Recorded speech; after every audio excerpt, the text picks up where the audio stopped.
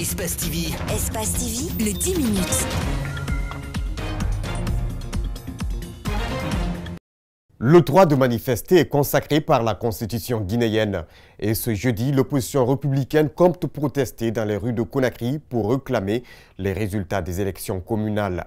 À l'UFR, même si l'on se réclame de l'opposition, le parti ne partage pas l'avis de marche annoncée par ses pairs de l'opposition. J'ai toujours dit, quant à moi, que les libertés de manifester sont consacrées. Et vraiment, les raisons de manifester aussi, ceux qui veulent manifester les connaissent. Les mêmes problèmes sont partout et il y a peut-être diverses façons de les résoudre. Il y en a qui pensent qu'il faut manifester pour vraiment résoudre une question. Il y a d'autres qui pensent qu'il faut agir autrement. Donc moi je reprocherais à l'opposition dans une telle attitude. Simplement que l'UFR, quand il s'agit donc du jeudi, c'est jeudi, hein, l'UFR n'est pas partie prenante. Plusieurs mois donc après l'organisation des communales, aucune solution n'est encore en vue pour installer les conseillers communaux, alors que le mandat des députés arrive à terme. Une année électorale pointe à l'horizon. L'UFR sait que les mandats arrivent à terme, donc naturellement, le parti se prépare pour les prochaines candidatures. Comment cela se fait, ça c'est une question stratégique.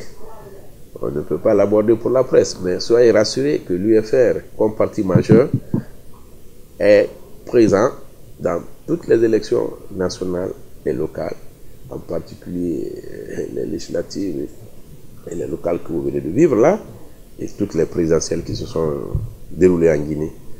Depuis l'annonce faite par le ministre de l'Administration du Territoire et de la Décentralisation sur l'installation des élus locaux, l'on constate plusieurs réactions politiques qui auraient fait fléchir le ministre Bourema Condé sur sa position.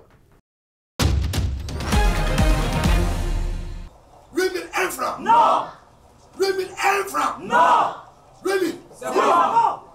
Tous pour un même slogan, unis nous vaincrons, non à la division, mais aussi non pour les 10 000 francs guinéens pour le litre du carburant. Les forces sociales, en un seul homme, ne veulent plus aller en rang dispersé contre la décision du gouvernement. Déterminés à poursuivre leur combat pour la justice sociale et contre la mauvaise gouvernance de notre pays, les forces sociales de Guinée, dont le seul et l'unique but est de ramener le prix du carburant à 8 000, appellent à plus d'engagement et de détermination en vue d'une participation citoyenne massive aux prochaines étapes de notre lutte. Lundi et jeudi prochain, les forces sociales seront à nouveau dans la rue. Pas de repli sans obtenir gain de cause, ont-elles martelé. Pendant qu'on assiste à une mauvaise gestion des ressources minières, sans incidence proportionnelle sur le budget de l'État, qu'on entretient un train de vie irritant des autorités et des institutions publiques, on assiste au bradage sans précédent des services et infrastructures publiques, ainsi qu'à l'enrichissement illicite et ostentatoire de certains hauts cadres de l'État. Parmi ces forces sociales, Aboubacar Souma a signifié sa présence, ce qui les motive à faire une marche digne, comme il l'appelle. Ces manifestations dénommées Marche pour la dignité ou l'Asria sont une protestation pacifique et citoyenne contre l'injustice sociale érigée en système de gouvernance au détriment du peuple souverain de Guinée. Par ricochet, le syndicat a repris ce mercredi les négociations avec le Premier ministre, signe d'un dénouement. Peut-être reste à savoir si cet élan fléchira la position des forces sociales. Faire la photographie du système de gestion des finances publiques dans ses forces et faiblesses, la rénovation de tous les segments de finances publiques depuis la mobilisation des recettes jusqu'au système de contrôle interne et externe. À la lumière des constats et l'évaluation, une mise à jour s'impose avant de se tourner vers d'autres plans de réforme des finances publiques. Proposer aux autorités un plan stratégique de réforme des finances publiques revisé pour couvrir la période 2019-2022 et son objectif global est de contribuer, de mettre en place un système de gestion de finances publiques plus performant, qui soit transparent, qui soit efficient pour permettre contribuer à la réalisation des objectifs de politique publique de l'État dont l'instrumentalisation se fait à travers le Plan national de développement économique et social pour la période 2016-2020 et qui a l'intention d'être étendu sur les années futures. Améliorer l'information comptable est une des recommandations phares. Les données comptables doivent être améliorées également. Le système des cordes de contrôle n'est pas non plus à négliger. Relever le niveau de mobilisation et de sécurisation des recettes intérieures et utiliser ces recettes intérieures de façon optimale à travers des dépenses publiques de qualité. Il faudrait donc améliorer la qualité des dépenses publiques. Et les recettes, tout comme les dépenses publiques, doivent être contenues, formulées à travers des documents budgétaires qui doivent être de qualité. Donc il faut améliorer la qualité de la programmation budgétaire.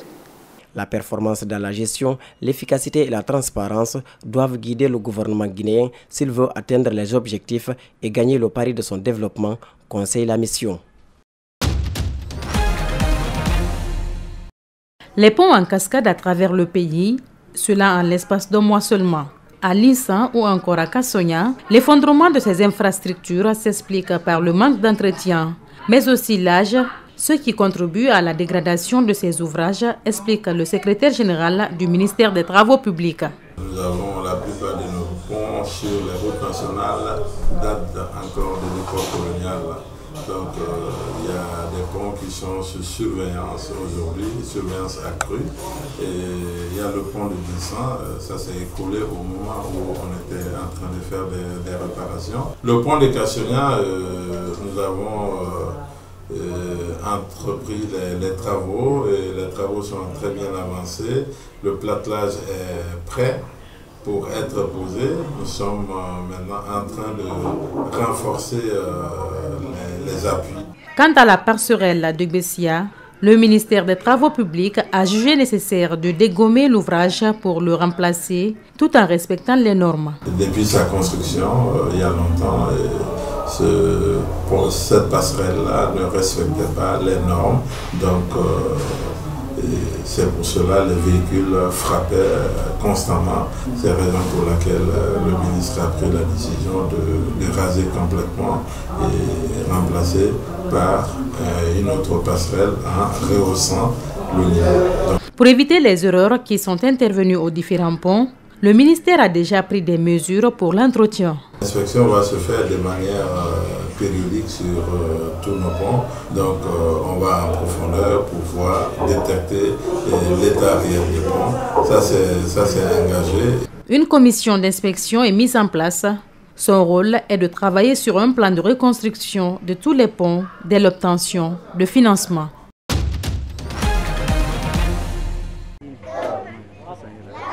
Depuis quelques mois, ces enfants retournent enfin à l'école. Cela fait plusieurs années qu'ils vivent avec leur famille dans des camps de déplacés où tout manque. De jeunes étudiants bénévoles de Mogadiscio viennent leur donner des cours sous des abris de fortune. Au début, nous ne pouvions même pas les nourrir, mais au moins, nous pouvions leur donner un enseignement pour en faire une génération éduquée. Les volontaires donnent des cours à près de 600 élèves âgés de 6 à 15 ans dans 4 camps de réfugiés situés à proximité de la capitale. Une opportunité pour ces enfants qui rêvent d'un avenir meilleur que celui de leurs parents. J'aime étudier dans cette école. Et plus tard, je veux être infirmière pour aider les gens dans les hôpitaux. Sans ressources, les familles n'ont pas les moyens d'envoyer leurs enfants à l'école.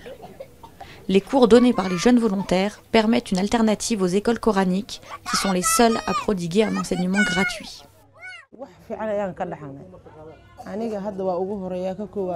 Ces volontaires donnent des cours à plusieurs de mes enfants parce que je ne peux pas payer les frais de scolarité. Avant, j'ai fait tout ce que j'ai pu pour que 2 de mes fils aillent à l'école. Ça représentait $20 par mois chacun. J'ai d'autres enfants et je ne peux pas payer leur scolarité.